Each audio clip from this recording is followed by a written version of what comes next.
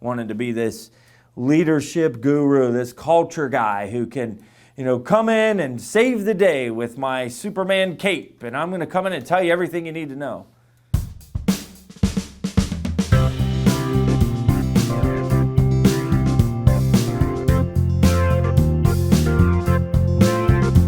Hey, ladies and gentlemen, thanks for joining me today. I've been thinking a lot.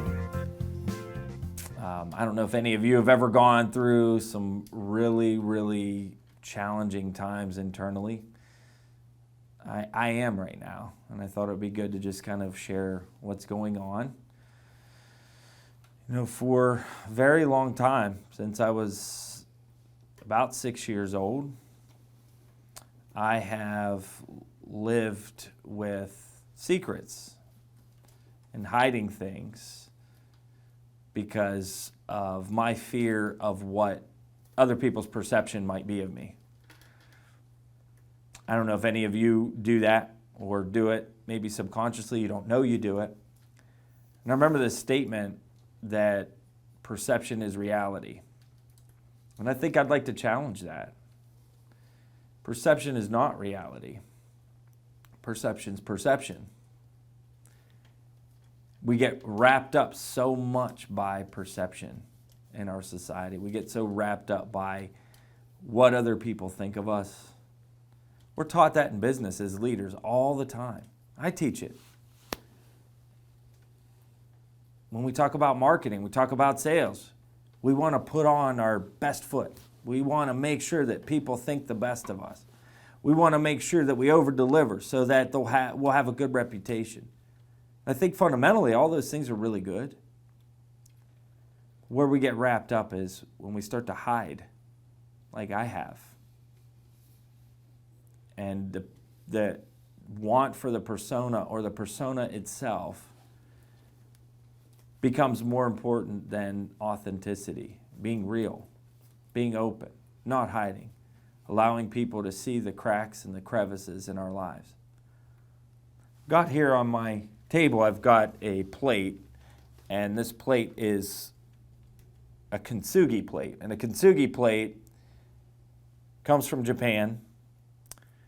And the idea is that this plate is a broken plate. And you fill in the cracks and crevices and you put it back together, and you put it back together with pure gold, with real gold. And then the plate broken, which this plate I think was $2 on the market, and now it's worth over $40 because of the gold plate on the inside, that we're more valuable from a broken place than we are from a place of persona. So I've been struggling through this, and I just wanted to share that as leaders, I think more important than what we say we are is being who we are. I don't think there's anything wrong with sharing who you are with the world. I don't think there's any problem with sharing what you do, how you do it, why you do it. I just think it's really, really important that we don't hide who we really are. We don't hide the things that we struggle with. We don't hide from those we love. We don't hide from our team members. As so many leaders like to put on a persona with their team members that they're something that they're not. And I'm telling you this because I'm challenged by this too. I do it. I've done it for years. Wanted to be this leadership guru, this culture guy who can, come in and save the day with my Superman cape, and I'm going to come in and tell you everything you need to know. I got to tell you the truth. I'm just a broken individual who's got a lot of issues that I've been working through, and I guess at the end of the day, what makes me really valuable to a company for coaching is how far I've worked through my own pains and my own struggles. We got to keep that in mind. You got to keep in mind that everybody who walks in your door is just like you. They're broken people. They're broken people. But the question is, do they share their brokenness with you? Do they open up from the depths of their soul? Are they able to come to your organization and find healing? I saw that one time in a servant leadership article.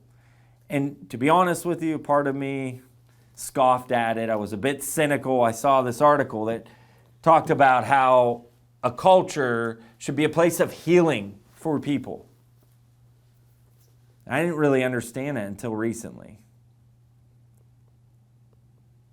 And that's if we are ourselves healing and we continue to heal and we continue to be open about who we really are,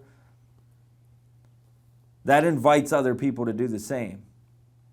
Marianne Williamson said in her great poem, she said that when we let our own light shine, we unconsciously give other people permission to do the same. So it's not that a culture is, you're going to set up this culture and you're going to have counselors and therapists and coaches everywhere to help people heal. No, it's about creating an environment where people feel that they can be open about who they really are.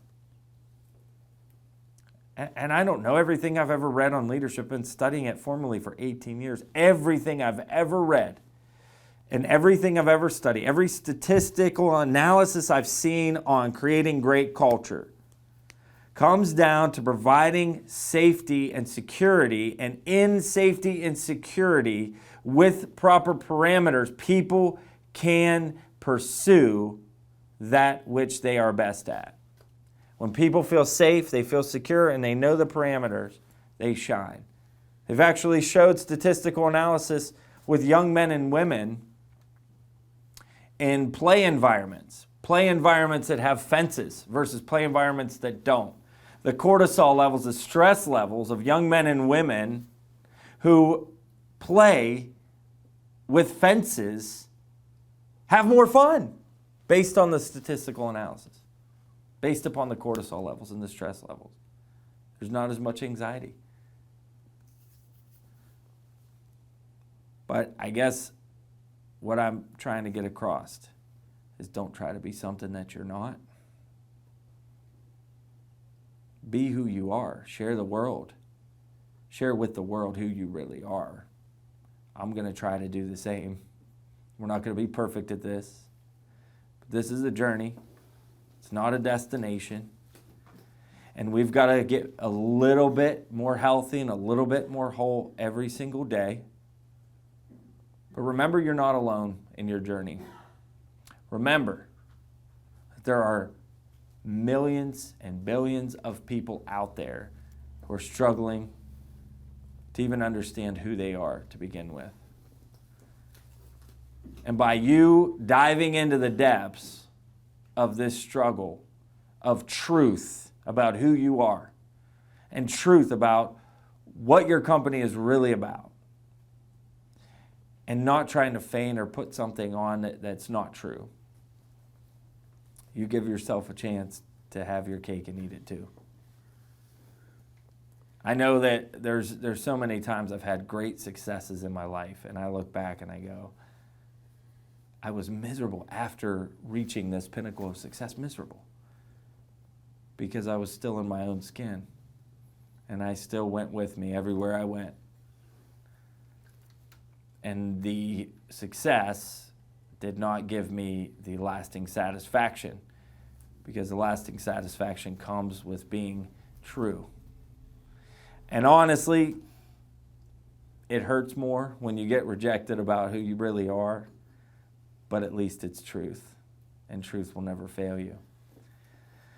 Thanks for listening to my ramblings. I thought it would be good to kind of share some of my own struggles. Perception is not reality. Reality is reality. Truth is reality. Honesty is not even reality. I asked this question on social media the other day. What's the difference between truth and honesty? Truth is truth. It's unchanging. It's immovable. Honesty is oftentimes based upon our perception and not based upon truth. Let's be honest about the truth. Sometimes the truth hurts.